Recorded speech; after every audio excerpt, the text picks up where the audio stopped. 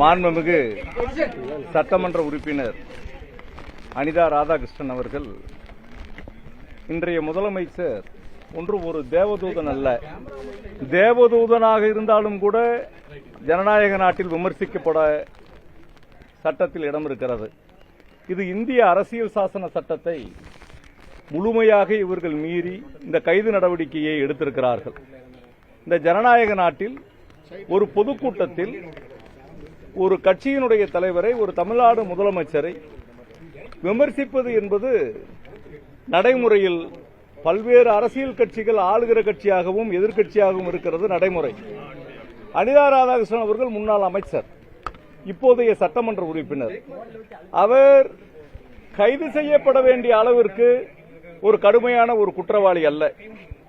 இன்று சட்டமன்றத்தில் அனைத்து அரசியல் கட்சிக்காரர்களாலும் ஒரு அமைச்சர் இந்திய அரசாங்கத்தால் தடை செய்யப்பட்ட போதைப் பொருளை பயன்படுத்துகிறார் என்று அனைவரும் வன்மையாக கண்டித்திருக்கிறார்கள். அந்த அமைச்சரின் மீது வக்கற்ற இந்த துறையில் ஒரு மாயஜால ஆட்சியை நடத்திக் கொண்டிருக்கிற விஜயனுடைய ஆட்சி கண்டிக்க தவறி இருக்கிறது, அவரை கைது செய்ய தவறி இருக்கிறது.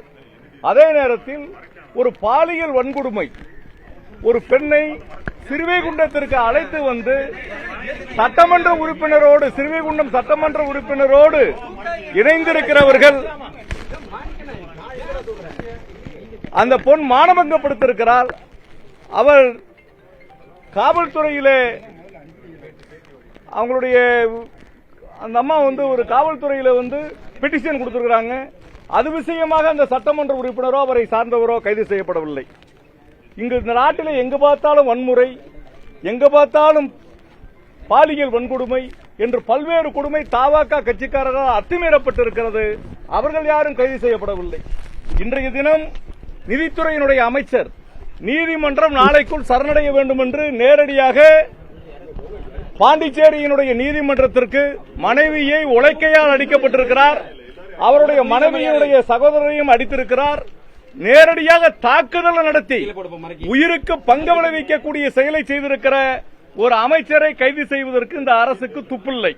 ஆனால் 7 முறை சட்டமன்ற உறுப்பினராக ஜனநாயகத்தில் மக்களினுடைய கருத்தை அழகாக எடுத்து வைக்கக்கூடிய இந்த நாட்டினுடைய தலைசிறந்த சட்டமன்ற உறுப்பினர் அனிதா ராதாகிருஷ்ணன் அவர்கள், எங்களுடைய முன்னாள் தமிழ்நாட்டினுடைய முதலமைச்சர் அவர்கள், எங்களுடைய எதிர்க்கட்சியினுடைய தலைவர் அவர்கள், எங்களுடைய கட்சியினுடைய மூத்த தலைவர் அவர்கள், எங்களுடைய நாடாளுமன்ற உறுப்பினர் திருமிகு கனிமொழி கருணாநிதி அவர்கள் அத்தனை பேரும் இந்த கைது சம்பவத்தை வன்மையாக கண்டித்திருக்கிறார்கள். அனிதா ராதாகிருஷ்ணனுடைய கைது என்ன காரணம் என்பதுதான் இப்போது தேவை.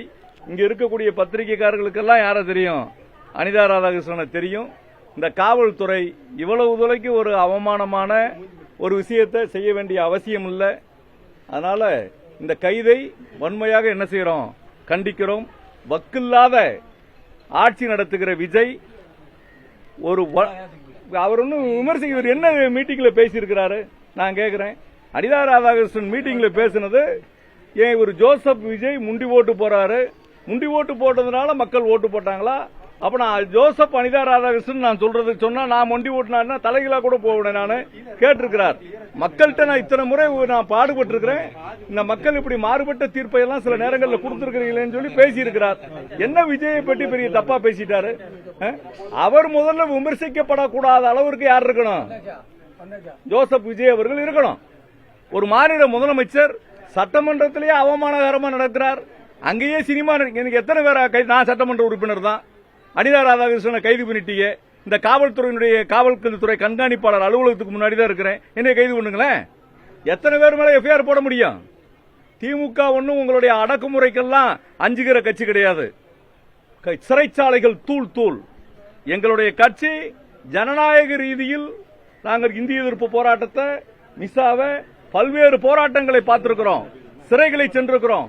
சட்டக்கல்லூரியில் படிக்கிற காலகட்டத்தில் நான் சிறைச்சாலை போனிருக்கேன். விஜயை தூக்கி ஜெயில போட்டா ஒரு நாள் கூட தயங்கிட மாட்டாரு. நாங்க சிறைச்சாலைகளை சந்திப்போம். இந்த வன்மையாக இது கண்டிக்கப்படக்கூடியது.